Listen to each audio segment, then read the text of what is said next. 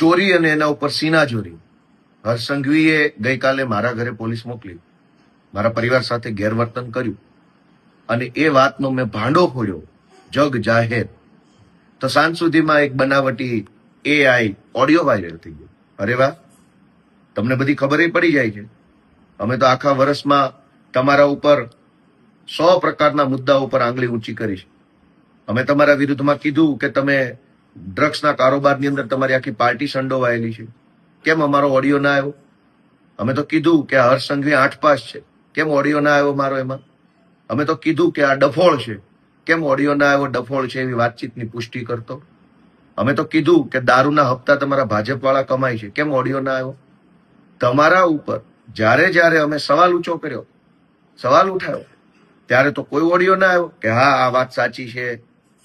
અને જ્યારે મેં એમ કીધું કે મારા પરિવારને હર્ષ સંઘવીએ પોલીસ મોકલીને હેરાન કરવાની કોશિશ કરી છે, તો સાંજે છેક એક બનાવટી ઓડિયો વાયરલ કરવામાં આવ્યો. કઈ વાંધો નહીં, કરો વાયરલ. જનતા બધું જ જાણે છે કે સાચું શું છે ને ખોટું શું છે. સાચી વાત તો એ છે કે અત્યાર સુધીમાં 100 કરતા પણ વધુ FIRઓ કરી અને હર્ષ સંઘવીએ આમ આદમી પાર્ટીના કાર્યકર્તાઓને જેલમાં પૂરવાનું કામ કર્યું. પણ કઈ વાંધો નહીં, અમે કોઈ તમારાથી ડરતા નથી કે અમે કોઈ તમારાથી કઈ ભાગી જવાના નથી. તમારે અમારી ધરપકડ કરવી હોય તો આ ખુલ્લેઆમ જ ફરીએ છીએ, જ્યારે કરવી હોય ત્યારે કરી શકો છો. ડરપોક કઈ અમે તમારા જેવા ડરપોક કે કાયર માણસ નથી. અમે તો લડનારા હિંમતવાન માણસો છીએ. ગઈકાલે જે કૃત્ય કર્યું એ કૃત્ય અત્યંત નિમ્ન કક્ષાનું હતું, અત્યંત જઘન્ય પ્રકારનું કહી શકાય. અને ચોરી ઉપરથી સીનાચોરી કે એક તો મારા પરિવારને હેરાન કરવા, ધાકધમકી કરાવવા માટે તમે પોલીસ મોકલો છો અને ઉપરથી પાછો ઓડિયો બનાવવાનો. અને ઓડિયો પણ 8 પાસ ને છાજે એવો ઓડિયો છે. કોઈ ડફોળ માણસ, હલકી બુદ્ધિનો માણસ, નિમ્ન કક્ષાની વૃત્તિ ધરાવતો માણસ જેવો ઓડિયો બનાવે એવો ઓડિયો છે. જેમાં કહેવાતો જે કોઈ ભાઈ છે સામેવાળો એ પાછો મને કાયદાનું જ્ઞાન આપે છે કે હમણાં ઓલો નવો નિયમ આવ્યો છે, એમાં ઘરના ફોટા પાડશે, પછી એ ફોટા અપલોડ કરવા પડે.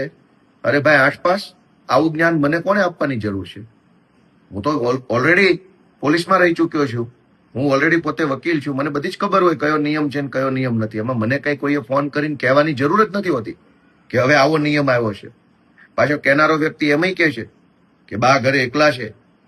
ઓહો, આટલું બધી ફેબ્રિકેટેડ વાત. બા ઘરે એકલા છે કે નહીં એનાથી પોલીસને ક્યાં આમાં કઈ કે લેવા દેવા છે? અને જાણે તો મને ફોન કરીને પોલીસે આગોતરી જાણ કરી હોય કે તમને ઘરે આવશે, આમ કરશે, તેમ કરશે.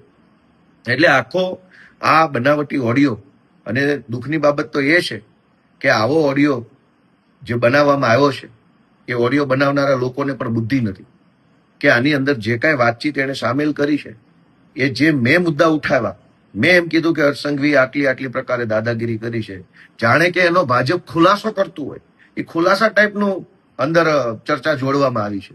એટલે આ આખી બનાવટી વાત જે છે ચૂંટણી ટાણે આવી છે.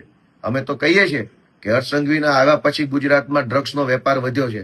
બનાવો એનો પણ એક ઓડિયો, ગોપાલ અને કોઈ ભાજપના નેતા વચ્ચેનો, અને કરો વાતચીત કે ભાજપના નેતા પૈસા કેટલા લે છે અને ગોપાલભાઈને એ જાણ કરે છે એવો.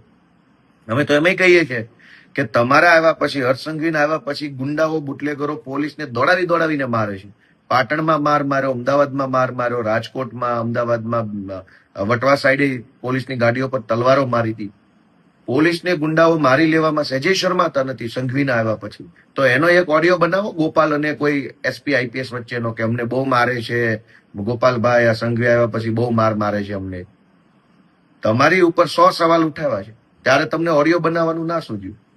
અને જ્યારે મેં એમ કીધું કે મારા પરિવારને હર્ષ સંઘવીએ ગાળો દેવડાવી, મારા પરિવાર ઉપર ધાકધમકી કરવાની કોશિશ કરી, ત્યાં તો ઓડિયો બનાવ્યો. અને કેટલાક હર્ષ સંઘવીની ટોળકીના સભ્યો દ્વારા સનસનીખેજ ભર્યા સમાચારની જેમ પ્રસારિત કરવામાં. ભાઈ કોઈ સનસનીખેજ નથી. સનસની તો 2027માં સનસનીખેજ ભર્યા સમાચાર આવવાના છે. બ્રેકિંગ ન્યૂઝ 27માં આવવાના છે. સંઘવી જેલમાં જાય છે ને આમ આદમી પાર્ટીની સરકાર આવે છે. જય જય ગરવી ગુજરાત.